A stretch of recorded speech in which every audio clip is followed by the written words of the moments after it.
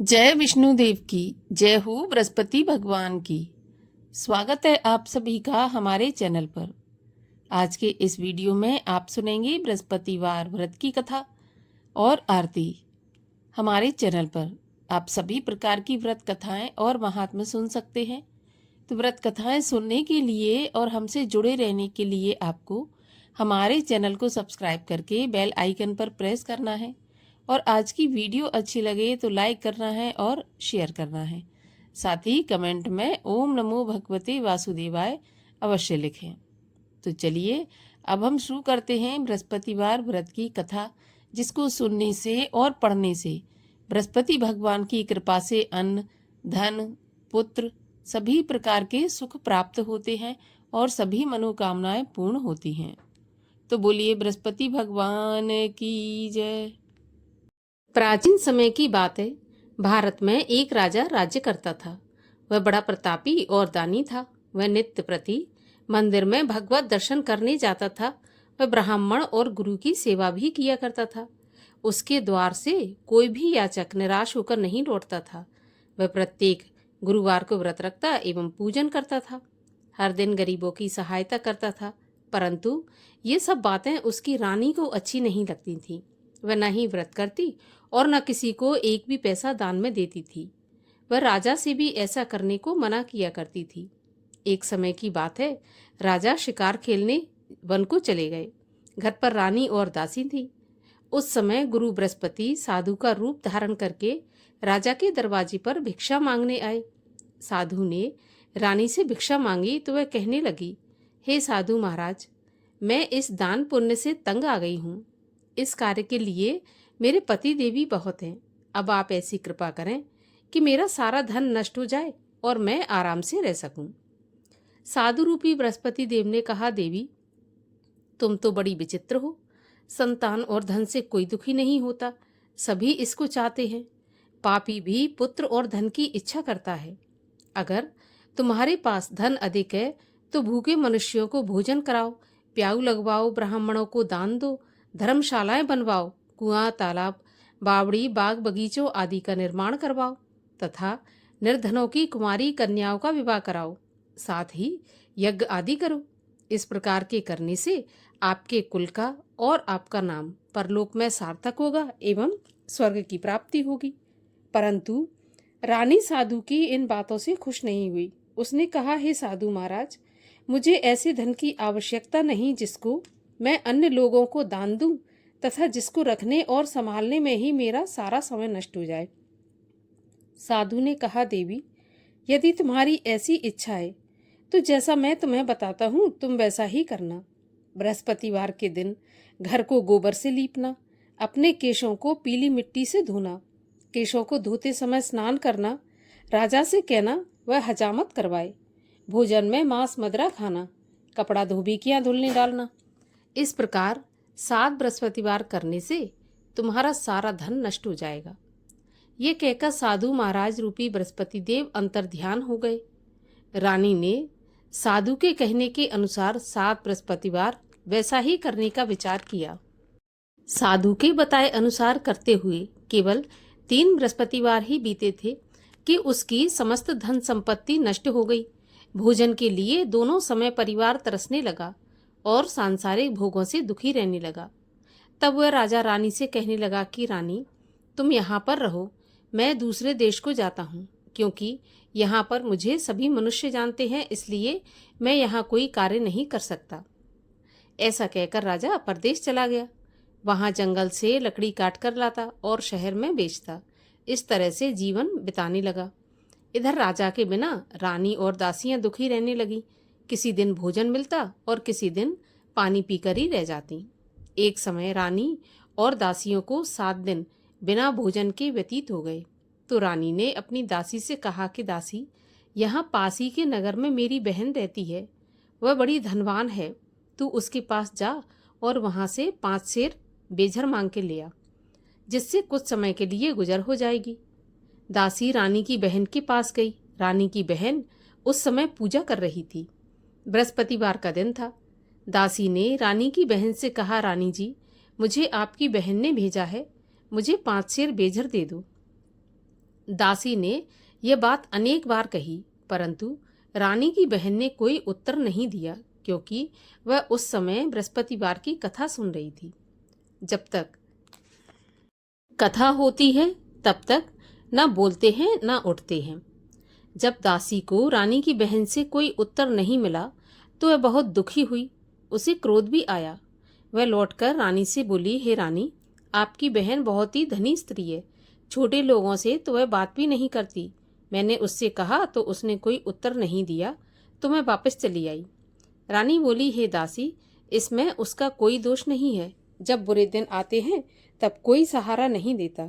अच्छे बुरे का पता विपत्ति में ही लगता है। अब तो जो ईश्वर की इच्छा होगी वही होगा। यह सब तो हमारे भाग्य का दोष है। उधर रानी की बहन ने सोचा कि मेरी बहन की दासी आई थी, परंतु मैं उससे नहीं बोली, इससे वह बहुत दुखी हुई होगी। कथा सुन और विष्णु भगवान का पूजन समाप्त कर वह अपनी बहन के घर आई और कहने लगी, बहन, मैं बृहस्पतिवार का व्रत कर रही थी। तुम्हारी दासी आई, परंतु जब तक कथा होती है तब तक ना उठते हैं और ना बोलते हैं, इसलिए मैं नहीं बोली। कहो दासी क्यों गई थी? रानी बोली, बहन, हमारे घर पर अनाज नहीं था। वैसे तुमसे कोई बात छुपी नहीं है, इस कारण मैंने दासी को तुम्हारे पास 5 सेर बेजल लेने के लिए भेजा था। रानी की बहन बोली, बहन देखो, बृहस्पति भगवान सबकी मनोकामना पूर्ण करते हैं। देखो, शायद तुम्हारे घर में अनाज रखा हो। यह सुनकर दासी घर के अंदर गई तो वहां उसे एक घड़ा बेजर का भरा मिल गया। उसे बड़ी हैरानी हुई, क्योंकि उसने एक एक बर्तन पहले ही देख लिया था। उसने बाहर आकर रानी को बताया। दासी अपनी रानी से कहने लगी, रानी देखो, वैसे जब हमको अन्न नहीं मिलता तो हम रोज ही व्रत करते हैं। अगर इनसे व्रत की विधि और कथा पूछ ली जाए तो उसे हम भी किया करेंगे। दासी के कहने पर रानी ने अपनी बहन से बृहस्पतिवार व्रत के बारे में पूछा। उसकी बहन ने बताया कि बृहस्पतिवार के व्रत में चने की दाल और मुनक्का से विष्णु भगवान का केले की जड़ में पूजन करें तथा दीपक जलाएं, पीला भोजन करें, कथा सुनें।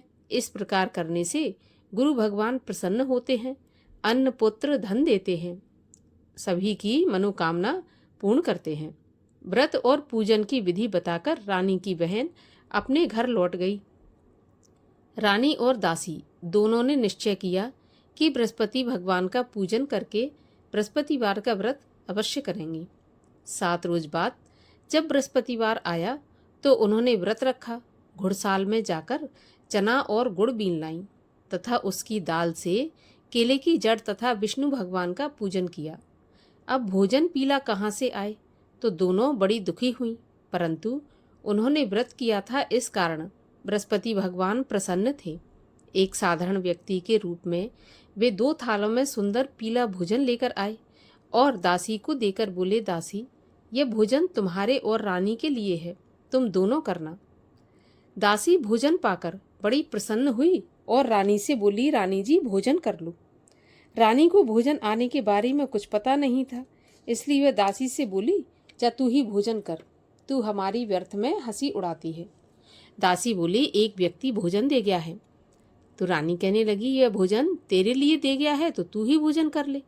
दासी ने कहा, वह व्यक्ति हम दोनों के लिए 2 थालों में भोजन देकर गया है, इसलिए मैं और आप दोनों ही साथ साथ भोजन करेंगे। दोनों ने गुरु भगवान को नमस्कार करके भोजन प्रारंभ किया।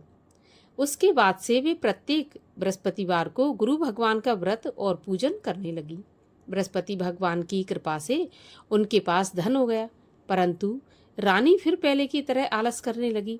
तब दासी बोली, देखो रानी, तुम पहले भी इस प्रकार आलस करती थी, तुम्हें धन के रखने में कष्ट होता था, इस कारण सभी धन नष्ट हो गया। अब गुरु भगवान की कृपा से धन मिला है तो फिर तुम्हें आलस होता है। बड़ी मुसीबतों के बाद हमने यह धन पाया है, इसलिए हमें दान पुण्य करना चाहिए। भूखे मनुष्यों को भोजन कराओ, प्याऊ लगवाओ, ब्राह्मणों को दान दो, कुआं, तालाब, बावड़ी आदि का निर्माण कराओ, मंदिर, पाठशाला बनवाकर दान दो, कुंवारी कन्याओं का विवाह करवाओ, धन को शुभ कार्यों में खर्च करो, जिससे तुम्हारे कुल का यश बढ़े तथा स्वर्ग प्राप्त हो और पितृ प्रसन्न हो। दासी की बात मानकर रानी ने इसी प्रकार के कर्म करने प्रारंभ कर दिए। अब तो उसका काफी यश फैलने लगा। एक दिन रानी और दासी आपस में विचार करने लगी कि ना जाने राजा किस दशा में होंगे, उनकी कोई खोज खबर नहीं है। गुरु भगवान से उन्होंने प्रार्थना की और भगवान ने रात्रि में राजा को सपने में कहा कि राजा उठ, तेरी रानी तुझको याद करती है, अब अपने देश को लौट जा। राजा प्रातःकाल उठा। यह विचार करने लगा कि स्त्री जाति खाने और पहनने की ही साथी होती है, पर भगवान की आज्ञा मानकर वह अपने नगर को चलने के लिए तैयार हुआ। जब राजा परदेश गया तो परदेश में बहुत दुखी रहने लगा था। प्रतिदिन जंगल से लकड़ी बीन कर लाता और उसे शहर में बेचकर अपने दुखी जीवन को बड़ी कठिनता से व्यतीत करता था। एक दिन राजा दुखी होकर अपनी पुरानी बातों को याद करके रोने लगा। उस जंगल में बृहस्पति देव एक साधु का रूप धारण करके आए और राजा के पास आकर बोले, हे लकड़हारे, तुम इस सुनसान जंगल में किस चिंता में बैठे हो, मुझे बताओ। यह सुनकर राजा के नेत्रों में जल भर आया और साधु की वंदना करके बोला, हे प्रभु, आप सब कुछ जानने वाले हैं। इतना कहकर राजा ने साधु को अपनी संपूर्ण कहानी सुना दी। महात्मा दयालु होते हैं। वे राजा से बोले, हे राजा, तुम्हारी पत्नी ने बृहस्पति देव के प्रति अपराध किया था, जिसके कारण तुम्हारी ऐसी दशा हुई। अब तुम किसी प्रकार की चिंता मत करो, भगवान तुम्हें पहले से अधिक धन देंगे। देखो, तुम्हारी पत्नी ने बृहस्पतिवार का व्रत प्रारंभ कर दिया है। अब तुम भी बृहस्पतिवार का व्रत करके चने की दाल व गुड़ जल के लोटे में डालकर केले का पूजन करो, फिर कथा कहो या सुनो, भगवान तुम्हारी सभी कामनाओं को पूरा करेंगे। साधु को प्रसन्न देखकर राजा बोला, हे प्रभु, मुझे लकड़ी बेचकर इतना पैसा नहीं बचता जिससे भोजन करने के उपरांत कुछ बचा सकूं। मैंने रात्रि में अपनी रानी को व्याकुल देखा है। मेरे पास कोई साधन नहीं जिससे उसका समाचार जान सकूं। फिर मैं बृहस्पति देव की क्या कहानी कहूं, यह भी मुझको मालूम नहीं है। तब साधु ने कहा, हे राजा, तुम किसी बात की चिंता मत करो। बृहस्पतिवार के दिन तुम रोज की तरह लकड़ियां लेकर शहर में जाना। तुम्हें रोज से दोगुना धन प्राप्त होगा, जिससे तुम भली भांति भोजन कर लोगे और बृहस्पति देव की पूजा का सामान भी आ जाएगा। और बृहस्पति देव की कहानी इस प्रकार से है। प्राचीन काल में एक बहुत निर्धन ब्राह्मण था। उसकी कोई संतान नहीं थी। वह नित्य पूजा पाठ करता, परंतु उसकी स्त्री बहुत मलिनता के साथ रहती थी। वह न स्नान करती, न किसी देवता का पूजन करती। प्रातःकाल उठते ही सर्वप्रथम भोजन करती, बाद में कोई अन्य काम करती थी। ब्राह्मण देवता बहुत दुखी रहते थे। पत्नी को बहुत समझाते, किंतु उसका कोई भी परिणाम नहीं निकलता। भगवान की कृपा से ब्राह्मण की स्त्री के कन्या उत्पन्न हुई। वह कन्या अपने पिता के घर में बड़ी होने लगी। वह बालिका प्रातः स्नान करके भगवान विष्णु का जप करती और बृहस्पतिवार का व्रत भी करने लगी थी। पूजा पाठ समाप्त करके स्कूल जाती तो अपनी मुट्ठी में जौ भर के ले जाती और पाठशाला के मार्ग में डालती जाती। वही जौ स्वर्ण के हो जाते तो लौटते समय उनको बीनकर घर ले आती। एक दिन वह बालिका सूप में उन सोने के जौ को फटक कर साफ कर रही थी। तभी उसकी माँ ने देख लिया और कहा, बेटी, सोने के जौ को फटकने के लिए सोने का सूप होना चाहिए। अगले दिन गुरुवार था। इस कन्या ने व्रत रखा और बृहस्पति देव से प्रार्थना करके कहा कि प्रभु, यदि मैंने सच्चे मन से आपकी पूजा की हो तो मुझे सोने का सूप दे दो। बृहस्पति देव ने उसकी प्रार्थना स्वीकार कर ली। रोजाना की तरह वह कन्या जौ फैलाती हुई स्कूल चली गई। स्कूल से लौटकर जब वह जौ बीन रही थी तो बृहस्पति देव की कृपा से उसे सोने का सूप मिला। उसे वह घर ले आई और उसमें जौ साफ करने लगी, परंतु उसकी माँ का वही ढंग रहा। एक दिन की बात है, वह कन्या सोने के सूप में जौ साफ कर रही थी।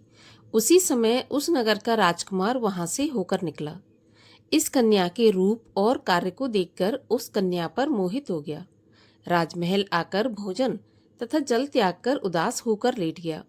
राजा को जब राजकुमार के द्वारा अन्न जल त्यागने का समाचार ज्ञात हुआ तो अपने मंत्रियों के साथ अपने पुत्र के पास गए और बोले, बेटा, तुम्हें किस बात का कष्ट है? किसी ने अपमान किया है अथवा कोई और कारण है तो मुझे बताओ, मैं वही करूँगा जिससे तुम्हें प्रसन्नता हो। राजकुमार ने अपने पिता की बातें सुनी तो वह बोला, मुझे आपकी कृपा से किसी बात का दुख नहीं है, किसी ने मेरा अपमान नहीं किया, परंतु मैं उस लड़की के साथ विवाह करना चाहता हूँ जो सोने के सूप में जौ साफ कर रही थी। यह सुनकर राजा आश्चर्य में पड़ गया और बोला, बेटा, इस तरह की कन्या का पता तुम ही लगाओ, मैं उसके साथ तुम्हारा विवाह अवश्य ही करवा दूंगा। राजकुमार ने राजा को उस लड़की के घर का पता बतलाया। तब मंत्री उस लड़की के घर गया और राजा का आदेश ब्राह्मण को सुनाया। कुछ ही दिन के बाद ब्राह्मण की कन्या का विवाह राजकुमार के साथ संपन्न हो गया। कन्या के घर से जाते ही उस ब्राह्मण देवता के घर में पहले की तरह गरीबी का निवास हो गया। अब भोजन के लिए भी अन्न बड़ी मुश्किल से मिलता था। एक दिन दुखी होकर ब्राह्मण देवता अपनी पुत्री से मिलने गए। बेटी ने पिता की दुखी अवस्था को देखा और अपनी माँ का समाचार पूछा तो ब्राह्मण ने सारा हाल कह दिया। कन्या ने बहुत सा धन देकर अपने पिता को विदा कर दिया। इस तरह ब्राह्मण का कुछ समय सुखपूर्वक व्यतीत हो गया, लेकिन कुछ दिन बाद फिर वही हाल हो गया। तो ब्राह्मण फिर अपनी कन्या के यहाँ गया और सभी हाल कहा। तो पुत्री बोली, पिताजी, आप माताजी को यहाँ लिवा लाओ, मैं उन्हें विधि बता दूंगी जिससे गरीबी दूर हो जाए। ब्राह्मण देवता अपनी स्त्री को साथ लेकर राजमहल अपनी पुत्री के पास पहुंचे तो पुत्री अपनी माँ को समझाने लगी कि माँ, तुम प्रातःकाल प्रथम उठकर स्नान आदि करके विष्णु भगवान का पूजन करो तो सब दरिद्रता दूर हो जाएगी। परंतु उसकी माँ ने उसकी एक भी बात नहीं मानी और प्रातःकाल उठकर अपनी पुत्री का बचा जूठन खा लेती थी। एक दिन उसकी पुत्री को बहुत गुस्सा आया। उसने एक रात को कोठरी से सारा सामान निकाल दिया और अपनी माँ को उसमें बंद कर दिया। प्रातःकाल उसमें से उसे निकाला, स्नान आदि करा के पूजा पाठ करवाया तो उसकी माँ की बुद्धि ठीक हो गई। इसके बाद वह नियम से पूजा पाठ करती और प्रत्येक बृहस्पतिवार का व्रत रखने लगी। इस व्रत के प्रभाव से उसकी माँ भी बहुत धनवान तथा पुत्रवती हो गई और बृहस्पति देवता के प्रभाव से स्वर्ग को गई। वह ब्राह्मण भी सुखपूर्वक इस लोक का सुख भोग कर स्वर्ग को प्राप्त हुआ। इस तरह कहानी कहकर साधु देवता वहां से अंतर्ध्यान हो गए। धीरे धीरे समय व्यतीत होने पर फिर बृहस्पतिवार का दिन आया। राजा जंगल से लकड़ी काटकर किसी शहर में बेचने गया। उसे उस दिन और दिनों से अधिक धन मिला। राजा ने चना गुड़ आदि लाकर बृहस्पतिवार का व्रत किया। उस दिन से उसके सभी क्लेश दूर हुए। परंतु जब अगला गुरुवार आया तो बृहस्पतिवार का व्रत करना भूल गया। इस कारण बृहस्पति भगवान नाराज हो गए। उस दिन उस नगर के राजा ने विशाल यज्ञ का आयोजन किया तथा अपने समस्त राज्य में घोषणा करवा दी कि कोई भी मनुष्य अपने घर में भोजन न बनाए, आग भी न जलाए। समस्त जनता मेरे यहाँ भोजन करने आए। इस आज्ञा को जो नहीं मानेगा उसको फांसी की सजा दी जाएगी। राजा की आज्ञा के अनुसार राज्य के सभी वासी राजा के भोज में सम्मिलित हुए, लेकिन लकड़हारा कुछ देर से पहुंचा, इसलिए राजा उसको अपने साथ महल में ले गए। जब राजा लकड़हारे को भोजन करा रहे थे तो रानी की दृष्टि उस खूंटी पर पड़ी जिस पर उसका हार लटका हुआ था। उसे हार खूंटी पर लटका दिखाई नहीं दिया। रानी को निश्चय हो गया कि मेरा हार इस लकड़हारे ने चुरा लिया है। उसी समय सैनिक बुलवाकर उसको जेलखाने में डलवा दिया। जब लकड़हारा जेलखाने में गया तो बहुत दुखी होकर विचार करने लगा कि न जाने कौन से पूर्व जन्म के कर्म से मुझे यह दुख प्राप्त हुआ है, और उसी साधु को याद करने लगा जो कि जंगल में मिला था। उसी समय तत्काल बृहस्पति देव साधु के रूप में प्रकट हो गए और उसकी दशा को देखकर कहने लगे, अरे मूर्ख, तूने बृहस्पति देवता की कथा नहीं की, इसी कारण तुझे दुख प्राप्त हुआ है।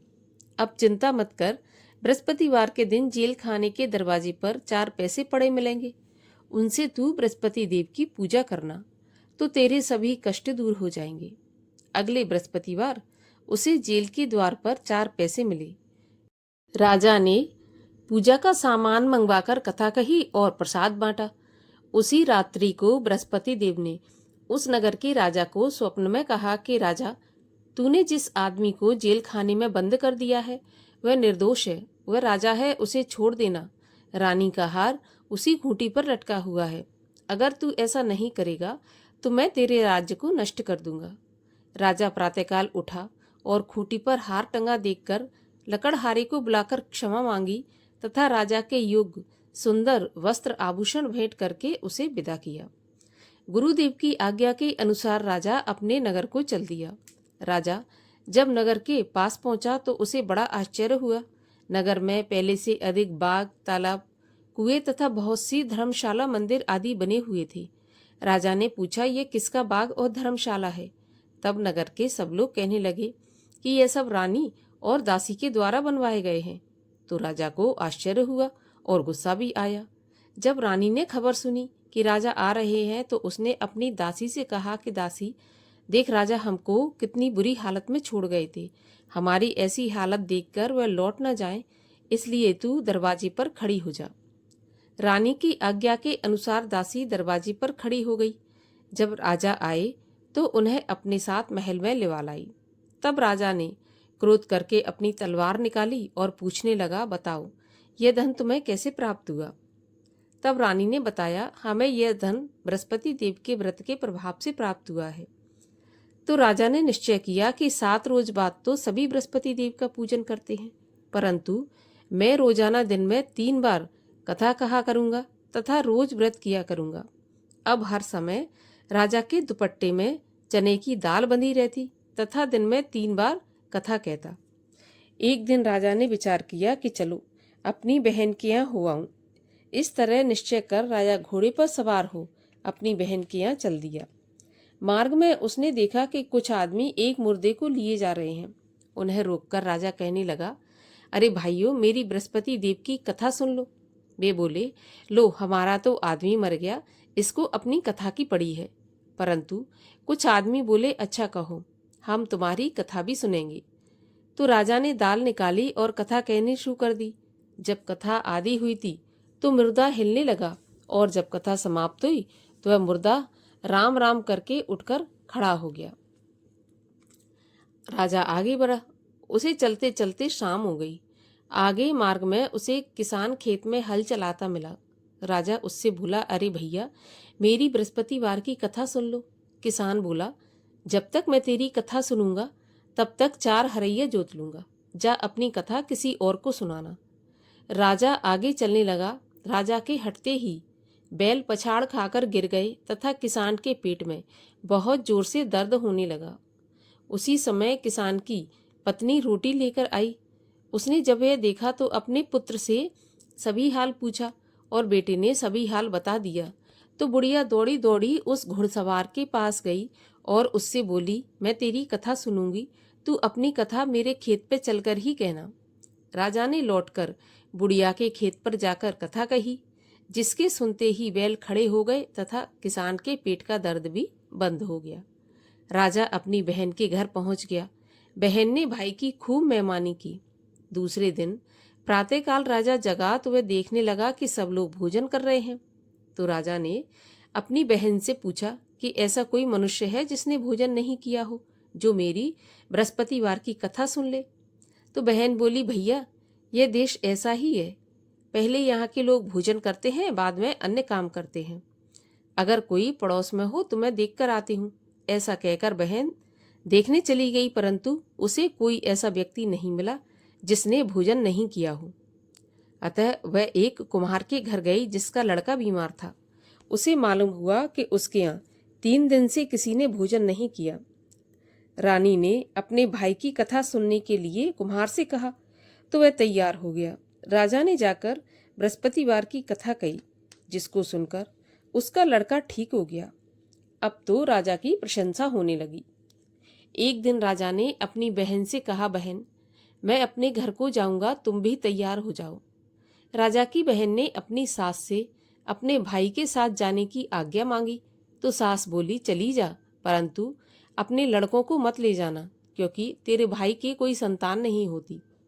बहन ने अपने भैया से कहा, भैया, मैं तो चलूंगी पर कोई बालक नहीं जाएगा। राजा बोला, जब कोई बालक नहीं जाएगा तो तुम क्या करोगी? बड़े दुखी मन से राजा अपने नगर को लौट आया। राजा ने अपनी रानी से कहा, हम निर्वंशी राजा हैं, हमारा मुंह देखने का भी धर्म नहीं है। वह बिना भोजन आदि किए शैया पर लेट गया। तब रानी बोली, प्रभु, बृहस्पति देव ने हमें सब कुछ दिया है, तो वे हमें संतान भी अवश्य देंगे। उसी रात को बृहस्पति देव ने राजा को स्वप्न में कहा, राजा उठ, सभी सोच त्याग दे, तेरी रानी गर्भवती है। राजा को यह जानकर बड़ी खुशी हुई। 9वें महीने रानी के गर्भ से एक सुंदर पुत्र पैदा हुआ। तब राजा बोला, रानी, स्त्री बिना भोजन के रह सकती है, बिना कहे नहीं रह सकती। जब मेरी बहन आए तो तुम उससे कुछ कहना मत। तो रानी ने सुनकर हाँ कर दिया। जब राजा की बहन ने यह शुभ समाचार सुना तो बहुत खुश हुई तथा बधाई लेकर अपने भाई के यहाँ आई। तभी रानी ने कहा, घोड़ा चढ़ाकर नहीं आई, गधा चढ़ी आई। राजा की बहन बोली, भाई, मैं इस प्रकार न कहती तो तुम्हें औलाद कैसे मिलती। बृहस्पति देव ऐसे ही हैं, जैसी जिसके मन में कामना है सभी को पूर्ण करते हैं। जो सद्भावना पूर्वक बृहस्पतिवार का व्रत करता है एवं कथा पढ़ता है अथवा सुनता है और दूसरों को सुनाता है, बृहस्पति देव उसकी सभी मनोकामना पूरी करते हैं। बृहस्पति देव उनकी सदैव रक्षा करते हैं। जो संसार में सद्भावना से गुरुदेव का पूजन एवं व्रत सच्चे हृदय से करते हैं, उनकी सभी मनोकामनाएं पूर्ण होती हैं। जैसी सच्ची भावना से रानी और राजा ने बृहस्पति देव की कथा का गुणगान किया तो उनकी सभी इच्छाएं बृहस्पति देव ने पूर्ण की थीं। इसलिए सबको कथा सुनने के बाद प्रसाद लेकर जाना चाहिए। हृदय से उनका मनन करते हुए जयकारा बोलना चाहिए। बोलिए, बृहस्पति देव की जय। बृहस्पति देव की आरती। ओम जय बृहस्पति देवा, स्वामी जय बृहस्पति देवा। छिन छिन भोग लगाऊं, कदली फल मेवा। ओम जय बृहस्पति देवा। तुम पूरन परमात्मा, तुम अंतर्यामी। जगत पिता जगदीश्वर, तुम सबके स्वामी। ओम जय बृहस्पति देवा। चरणामृत निज निर्मल, सब पातक हरता। सकल मनोरथ दायक, कृपा करो भरता। ओम जय बृहस्पति देवा। तन मन धन अर्पण कर, जो जन शरण पड़े। प्रभु प्रकट तब होकर, आकर द्वार खड़े। ओम जय बृहस्पति देवा। दीन दयाल दयानिधि, भक्तन हितकारी। पाप दोष सब हरता, भव बंधन हारी। ओम जय बृहस्पति देवा।